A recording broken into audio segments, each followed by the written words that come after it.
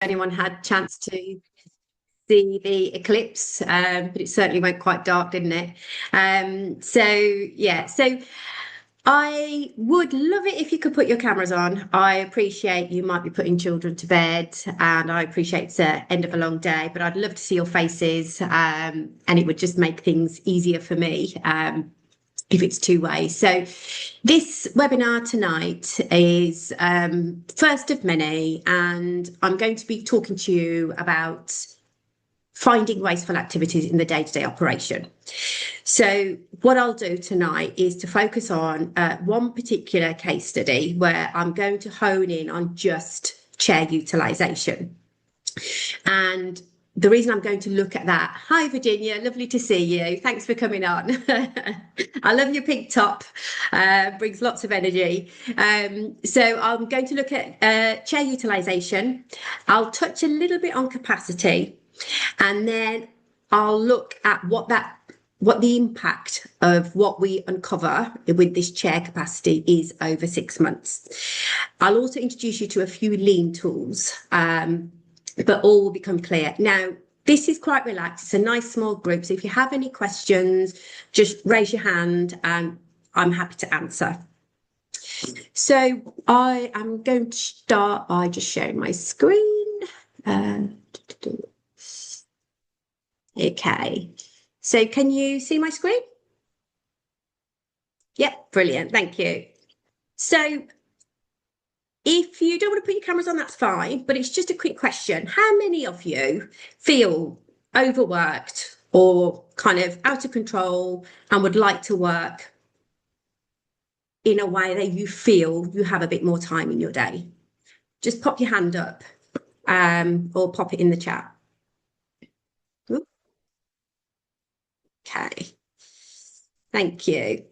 So what I'm going to do first of all is just talk to you about why me, because you're probably thinking, I don't know who this Rav is, and she seems to be quite new, and I am fairly new to the dental world. So my history is I worked for John Lewis for many years, and my background is very operationally heavy. So very operational, very commercial. I managed lots of teams in the past, and then I went to do process improvement. So it's Lean Six Sigma, and it's using different methodologies to look at your operations. So I've worked in other industries like Gowling, which is legal. Zapping AI is an AI firm, but Align, as you probably recognise, is was my first step into the dental world. So at Align, again, I worked on operational improvement, and that's where I started to really understand what the pain points are for dentists and for you guys. And it feels like the dental world is probably quite behind other industries, especially legal. And what I want to do tonight is try and help you understand how we can uncover at least 150 to 250,000 just from one case study. Now, you're probably wondering, why has she got 2.4 seconds there? So the reason I have put that there is basically this methodology has been used since the 1950s by Toyota. So one example of how we apply this methodology is in the 1950s, a car tyre change at Formula One used to take 4 minutes, but today it takes 2.4 seconds. Now, I won't go into the science of that, but the thinking behind this is using lean principles. So hopefully I'll get another time to explain that to you.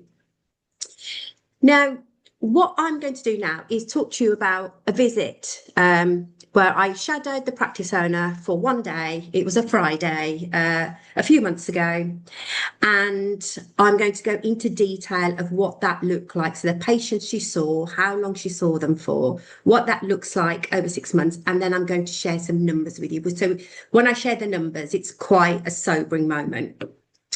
So this is the day. It probably feels quite familiar to you guys. So she went in the morning. Her first appointment was at 10 o'clock, and she planned to do 3 hours of clinical time that day. And her plan was to finish at 1 o'clock because she wanted to do something with the children in the afternoon. So she had 5 patients that day.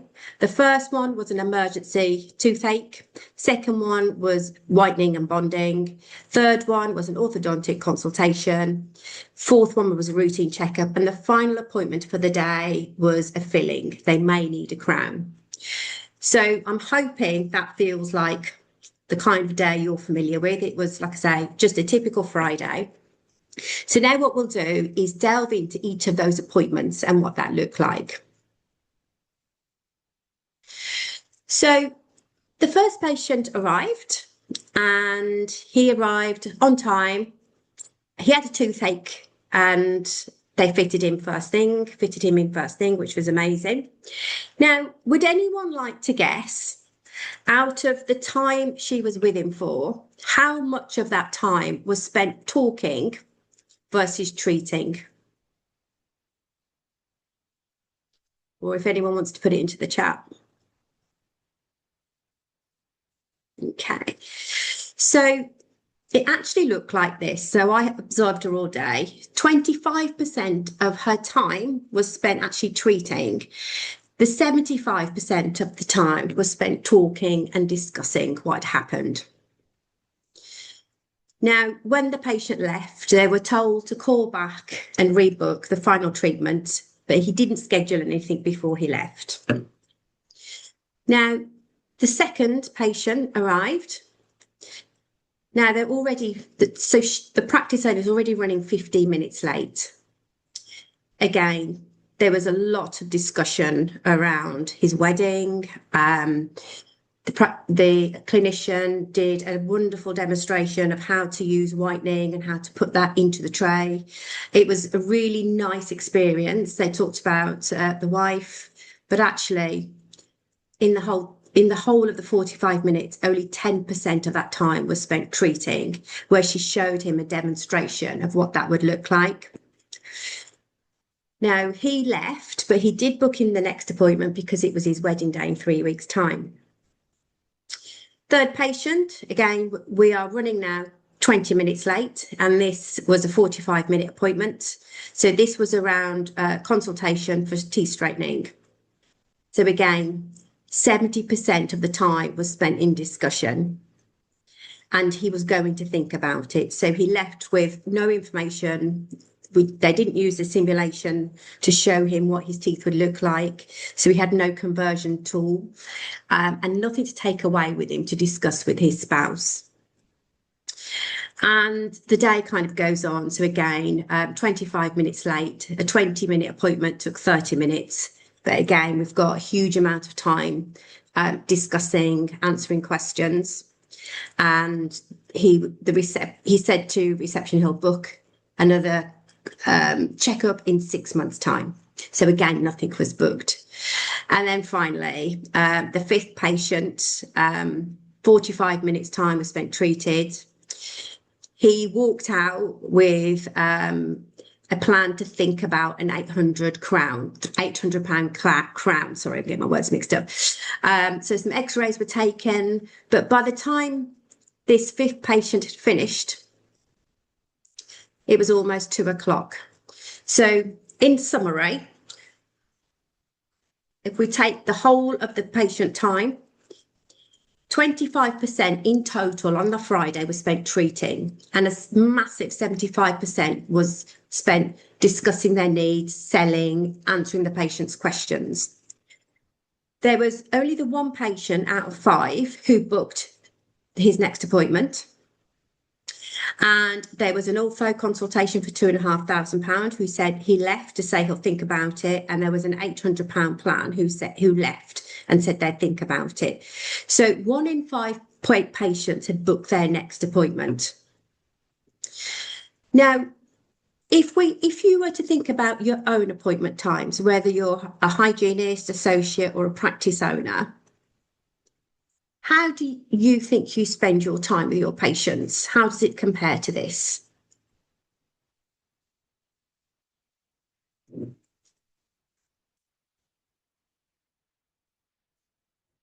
Feel free to pop it into the chat.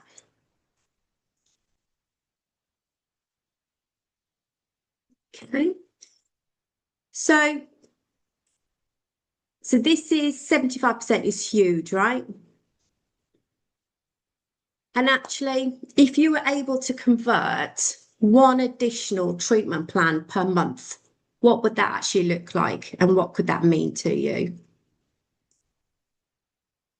So if you were able to convert just one treatment plan per month, and say that's £2,500, that's actually an additional £30,000 revenue in a year.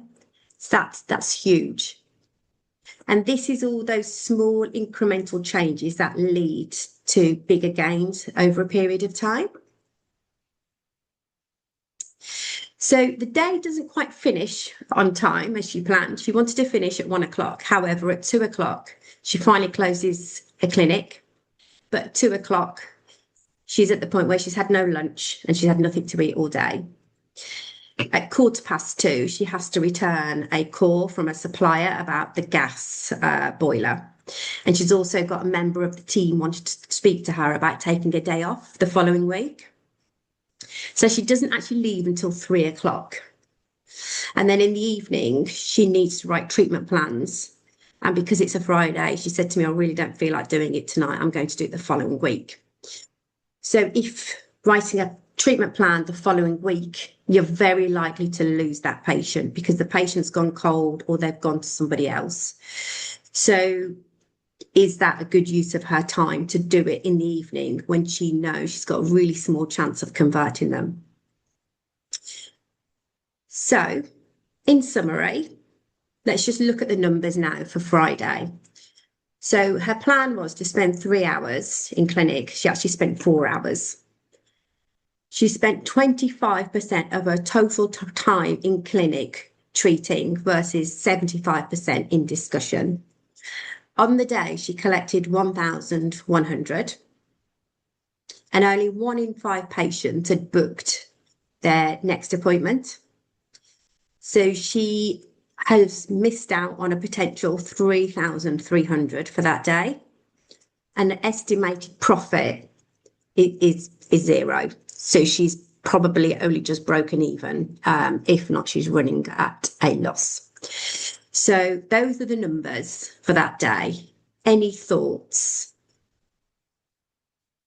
Oh, we've got a couple of, depends on what treatment type.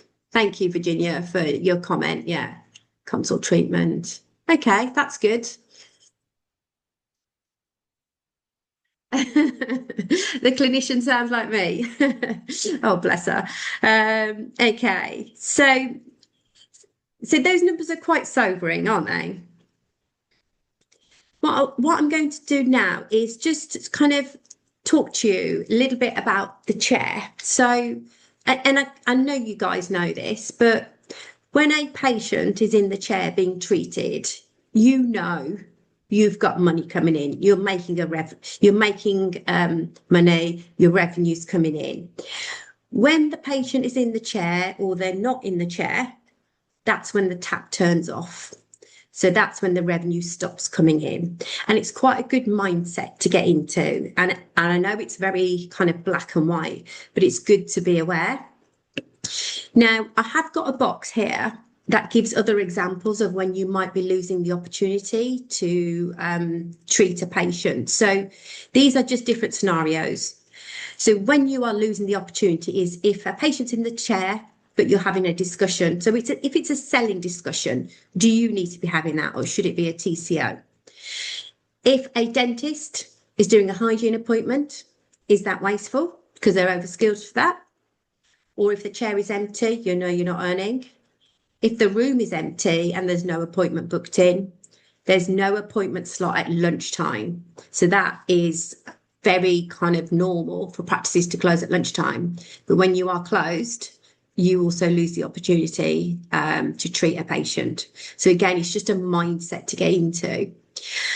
If a patient arrives late and you try and squeeze them in and they end up having a shorter appointment, which means you may not be able to do the full treatment and they may have to come back another time. Or if a patient cancels or it's a no-show. And even if a member of staff is sick, it might leave the chair uncovered. Okay, any thoughts that anybody wants to share? Okay. So what I'm going to introduce next is a framework called Tim Woods. Now, this is used in lots of different industries. I don't think it's used so much in dental, but I'd like to introduce you to it for a couple of reasons. It helps you to see wasteful activities, but also for those of you who have attended tonight, you'll be receiving a free poster of Tim Woods, and you can download it, print it off, put it up on the wall. So whenever you see different types of waste, you can just add to it. So acronym is Tim Woods, and the T stands for transport. So examples of this could be people travelling to work and they take the wrong route and they have to kind of find a different way to get into work. So that's considered wasteful. But actually in the dental world, transport is where you've got trays or records being moved between rooms which have no clinical need. Inventory. Now, this is quite prominent in dentistry. So this refers to stockpiling. So you might stockpile gloves, etc., in your practice, and you might have more than you actually get through, within a 6-month basis. It also is really important. So when you have items with a sell-by date, such as whitening, if you stock too many of them, then obviously the sell-by date comes and then they have to be disposed of. So it's really thinking carefully about how much inventory you carry and what your demand is. Motion is physical movement. So this is particularly prominent when you have a disorganized work environment. So you might spend minutes or even hours looking for things within your practice, especially if you work in a large practice and the back of house area is disorganized. A very well organized environment that's clearly labeled saves lots of time. W is for waiting. So this is something you probably feel more of. So you might be waiting for your manager so you can get some approval to purchase some items. It could be staff waiting on authorization to see if you are able to go on holiday, or you might be waiting for lab results. But waiting is basically when you can't progress until you have the next stage signed off. Then we go on to O, which is overproduction. So you're doing more than you need to do. So you're doing more x-rays or additional molds. And overprocessing, it's similar, but that's basically where you do more than what you need to do. So it could be extra long notes, or you're giving the patient extra long explanation when you just need to do a kind of a few top 3 bullet points with them. Now, defects, this one you probably see more so is where you're having to redo something because it wasn't done correctly the first time. So it could be PVS impressions, it could be rebooking appointments, it could be errors, it could even be complaints from patients. And then finally, S is for skills. So we saw lots of this earlier on from the practice owner who was doing more than what she needed to do, but also she was probably doing a bit of selling, a bit of the TCO role. And actually, you could argue she's too qualified to be doing that. She needs to just focus on treating and then redistribute those other tasks to the people who are appropriately qualified. I hope that makes sense. There were some examples of waste on the Friday that I've just discussed. So 75% of that was discussion time. Mostly that was around waiting and over processing. So you'll start to see lots of different examples of this in a day-to-day, not just at work, but at home as well. So now let's have a look at what this Friday looks like. Let's go back to the Friday and what this looks like over a 6-month period. So this is 6 months, just under 6 months. And the 30-hour weekly baseline is how many hours her chair is available on a weekly basis. Now, her chair utilisation looks like this. So if you look at this line, you're probably thinking, wow, her chair's always full. She must be making more profit. She must not be short on patients. How lucky is she? But actually, a busy chair doesn't always mean more profit. And if 70% of her time is spent talking, she's actually not making much profit. So a full diary can still mean a low conversion rate. Plans are discussed but not followed up. So hours spent with the patient don't turn into billed treatment. Does that make sense?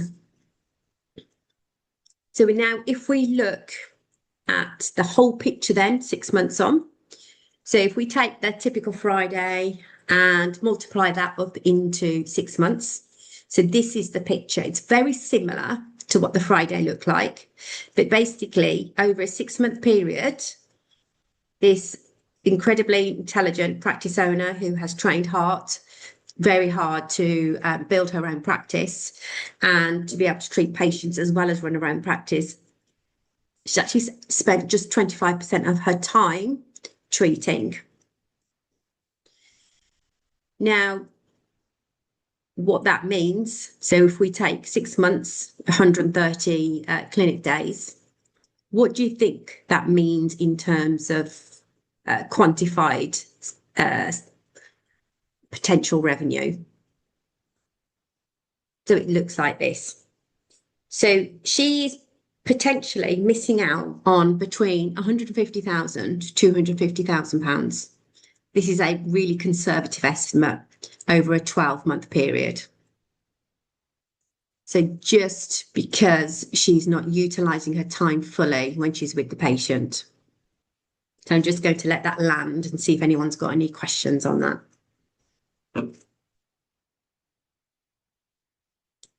Okay, so I'm going to move on slightly, but what I'm going to share with you is it's a different case study and it's related to capacity. So this is a completely different practice, and in this practice they have 2 chairs and 2 associates. Now, the reason I wanted to show you this is again to show the power of little gaps left here and there throughout the day, and again what the impact it could have. So this practice is open 40 hours a week, so that's a great line that you can see, and this is a typical week. Now, the clinical hours available are just 35 hours, and the reason for that is they don't start seeing patients until 15 minutes after they've opened, and then 15 minutes after they've opened after lunch. So that's 30 minutes per day per associate. So for 2 associates, that's 1 hour a day, which is 5 hours per week. Now, they actually treat around 28 hours a week. So that's the white bar there.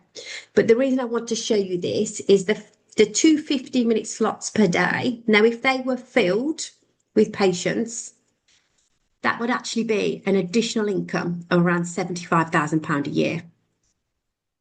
So there's around 250 chair hours, and we multiply that by around £300 an hour in terms of income. That gives you £75,000. So it's those small incremental changes that you can make on a day-to-day basis that can really mount up. So now the second chart I want to show you, I'm just going to cover that one. So now this is the same 2 associates that I've just been talking about, but now I'm looking at their productivity. So I'm looking at this in a completely different way. So what you can see in front of you is a chart, and so the dots basically represent the income that they are generating for this practice. So the mean is the average. So associate A is in blue, and her income over a 6-month period is around the average. Now, associate B, his income is consistently quite low compared to associate A. And there is one outlier because he did a high treatment that month. But this is just a different way of looking at your revenue per associate. And actually, it doesn't always mean that, oh my God, that they're underperforming. It could mean that associate B needs more support. And actually, we need to see how we can support him better to do some more of those higher end treatments. So if you are a practice owner and you want to increase the productivity of your team and support them in the right way, this is how you can use data to help you make those decisions. Any questions? I am open to questions, even if you don't want to come on camera. So just kind of pipe up, interrupt me. I'm absolutely fine with that. So if there's three things that you could do from today is try and be aware of your split. So what I mean by that is your clinical time where you're treating versus non-clinical. Just to be aware of it. It's just a good habit and it's good practice to get into. Think about how you can protect your chair. So think about the different conversations that need to happen. Do they need to happen with the practice owner? Do they need to happen with the associate? Or do they need to happen with the hygienist or the receptionist? So again, it's just a good way of being aware of if the right people are doing the right tasks. And finally, the pattern. So referring back to this typical Friday, if that repeats itself, and it will do, and it will continue to repeat itself if nothing changes. So if nothing changes, you could end up feeling like this practice owner, run down, exhausted, running late, doing work at home. So if you want to make those changes, it's about working smartly. And I know I've only just gone into one example in detail, but there's lots of other tools that I'm just going to skim over next. So any questions at the moment?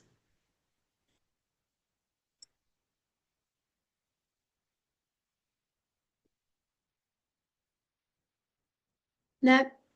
Okay. So I'm going to move on now to the final section.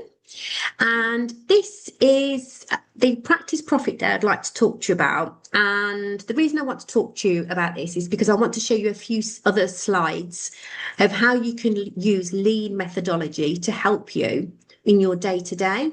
So the first thing I want to show you is this diagram. Now, this is called a fishbone, and it's used when we have a problem, like treatment plans are not converting. It's a really good root cause analysis tool. So we naturally come across challenges, and the first thing we do is jump to a solution. And we jump to a solution without really measuring the problem. So this is a really nice example, and I won't go into too much detail. If you wanted to come to the practice day in October, we'll be doing these live in small groups, and you would come with any problem or challenge that you want to tackle. But I wanted to show you this as an example, something you could think about in a different way. So the problem here is treatment plans are not converting. So the different areas are broken up into people, process, systems, information, measurement, and environment. And that covers all aspects of a process.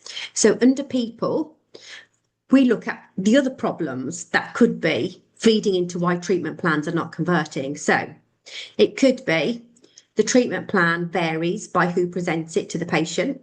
The TCO role has been cut to save money, and the team are not comfortable selling the benefits or even talking about the price. In terms of the process, there's nobody who owns a follow-up process. So once the patient leaves and says, I think about it, nobody is really responsible for following that up. And if the treatment plan is being sent 3 days after the visit, there's no standardized process for chasing that patient. In terms of systems, the plans actually live in 3 different systems, so they're really difficult to locate. And there's no finance options to present to the patient should the patient say, I actually can't afford that. In terms of information, the team are not asking the right questions before they talk about price. And they're not really talking about the value behind the treatment plan and what it would mean to them. And the final two are around measurement and environment. So there's no standard operating procedure and there's no target time to follow up with the patient. And selling tends to be done from the chair. So there's not much time to really spend with the patient to talk to them about the treatment and answer any questions. So this is basically, there's no solution. It's just looking at all the different areas of issues across those six processes that feed into why treatment plans are not converting. And this is something that you can do with your teams. You can get together, you can have a mini workshop, and you can all discuss actually why it's a challenge. And then you can pick 2 or 3 of these that you actually want to solve, and you solve them together. So the other root cause analysis tool is really simple. So I wanted to introduce this. It's called the 5 whys. So it's a little bit like a child. And it's when they keep asking why. So the problem could be treatment plan conversion rate is too low. So you ask why. So it's because the plans are presented, but nobody follows up. So why is that? It's because the owner is doing the selling herself and then sending the treatment plan a few days later. So this is the scenario I talked about earlier. So why is she actually doing that? And the reason she's doing all of the selling is because the TCO role that initially used to own this was cut to save money. So when the TCO left, the owner thought, actually, I'm not going to re-recruit. I'm going to save money and do it myself. But actually, what that's done is cost her her conversion rate, and it's also cost her time. So the fix in this scenario here is to reinstate a treatment coordinator and to make sure there's some control put in place. The treatment coordinator will revisit the report that shows her the weekly conversion rate so it doesn't drift back. I hope that makes sense. It's a really simple way of analysing a problem, and it's just by asking why. So that's much more simpler to use than the fishbone. You can use this at any time. I've just seen a question and I don't know what it relates to. Shaliza, what should the split be? I'm not sure what that relates to. Do you want to just pop? I'll come back to you, or if you want to come off mute and tell me. But if you want to put a bit more around that question, then I'll come back to it. Sorry, I've literally just seen it. So the next slide I want to show you. So this is my final slide. So this is an example of where we have mixed, oh, sorry, I meant between the clinician discussion. So that's a really good question, Salisa. So I'm going to answer that before I talk about this slide. So the split between clinical discussion and time in the chair is actually a practice owner decision. My job is to make you aware, and it just depends on what kind of patient journey you want to have for your patients. So I would always start with mapping the journey first, the patient journey, and then deciding who does which part of the journey. The aim, really, if you want to be as profitable as you can, is the clinician spends less time talking, more time treating, and then you have other people in the practice who take on the other tasks of talk to them about their treatment, having those strong relationships with them. If you really want to maximize your profit, then the clinician, the dentist, would spend less time with the patient and all the other tasks are reallocated. But there's no hard and fast rule. I always like to work with the 80-20 principle. So 20% of a patient's time in practice should be with the dentist, and then the rest of their time should be with other people in the practice, talking about their next appointment, getting them booked in, talking to them about their treatment, talking to them about if they want a plan, talking to them about finance options, and asking loads of questions. There is a practice in Prague, and they actually have employed salespeople to actually do the selling, because selling isn't always just saying you need this, you need this. It's about really understanding what their pain points are and getting to understand the patient first before you start to make suggestions. So it's just something to think about. Like I say, it's not for me to say what the split should be. As a practice owner, it's something you need to be aware of, and you have to let the data guide you on that. One thing I would say is if you make time in a day or in a week, even if it's 30 minutes, do look at your reports, go into your CRM system and pull out a few reports. And it's a really good habit to get into, because otherwise you can just lose sight of how you're tracking. So I'm going to go, hope that answers your question. I'm going to go back now to this slide. This is the final slide. So this kind of ties up what I've said over the last sort of 5 to 10 minutes. So this is a skill versus role matrix. So you could do this with your team and you could say, right, at the moment, who is doing what? And then you start to see gaps. So in this scenario, the balance follow-up, nobody was actually doing that. So following up with the patient. And then the blue dots were basically what we're going to start doing. So grey dots means they're not trained to do it. The white circle is they're trained but not doing it. And then from now on, we've reallocated who does what. So it's nice and clear, nice and simple.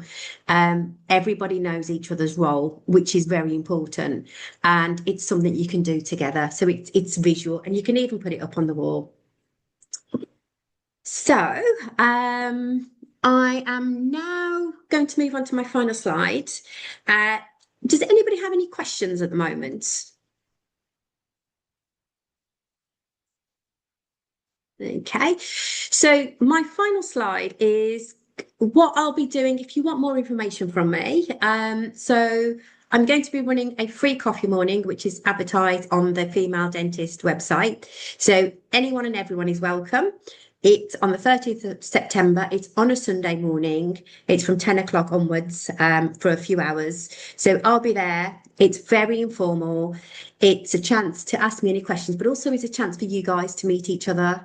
It's in Solihull, and the reason it's in Solihull is it's local to me, but it's very easy to get to. It's 5 minutes walk from the station. It is just off the M42 junction 5, and it's if you want to go shopping afterwards, it's literally in the city town centre, and it's free. Yes, Cesar. But I attended a coffee morning recently. It was really nice. I had loads of practice owners. We had, the only thing you have to pay for is your coffee. It was really informal, and we discussed all sorts of problems. It was a nice, safe environment. So if you're able to come, I'd love you to come and join me. I'm also going to be at the Forces Female in September, the 19th. I will be also at the event on the 25th of September in London. So I'm going to be speaking about optimising your dental operations and what we can learn from other organisations. Now, the 2nd of October is the Practice Profit Day.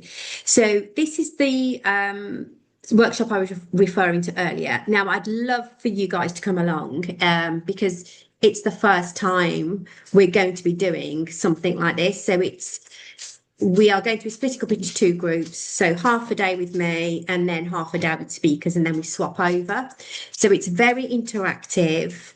It's solving problems, practice problems, and you will go away with something to implement into your practice. Now, I did bend Steve's arm a little bit on this. So if you wanted to buy a ticket and you bought one before Friday at 5, you can bring a friend along for free. So I'm really lucky he agreed to that. But also on the day, we have Bobby Bandel, Gurpreet Jandu, Crystal Sharp, who's an award-winning orthodontist. She is going to be talking to you about the AI workflow, but she's also going to be doing a special Reiki session just for you. So if you want to understand more about energy in your practice and the impact it can have. It's really eye-opening, and she's going to be doing a whole half an hour of Reiki just on you guys. We'll also be doing a charity fundraiser, so there'll be a raffle, chance to win some prizes, and we'll have some great sponsors there. So a tax advisor, law firm, and Denzora will be there as well. So please, if you can, it'd be great to see you there. You'll definitely take a lot away from that day. And if you are at the dentistry show, I will be speaking on the Saturday morning, and I'll be doing a session with Polly Bamra. So this is really interesting because I'm doing some work with her. What we are going to be doing is sharing how we've managed to turn around one of her struggling practices, and it's really exciting. I'm working with her at the moment. I'm so excited for her. She's got so much potential. I've just managed to uncover so much just by going into her data. So that is what we'll be sharing. So if you are around, it'd be great if you wanted to come and join us. And then finally, I like to give gifts. So I've got 5 gifts for you before I go, and it's because I really want to share some of this lean thinking into the dental world. I've only been in my business for the last 3 months, and there's nobody else really teaching this sort of methodology. So my mission is to spread this. So if you would like to book a 30-minute call with me, absolutely free, you can discuss any issue you have in your practice. I'm really happy to do that. We've got a nice small group, so I will definitely commit the time to you. Remember, you can bring a friend for free if you want to come and attend the October event. You can also join my WhatsApp community. I've set up a WhatsApp community, and on there you can ask me any questions, but also it's for you guys as well. You can talk to each other, you can share experiences a bit. So that's absolutely free. So if you scan the QR code, you will have access to all those 3 things by clicking on the link tree. And then your free e-workbook and your downloadable Tim Woods poster, Cesar will email out to you after this webinar. So that brings me to the end. Does anybody have any questions for me? I think I've stopped sharing, haven't I? Yeah.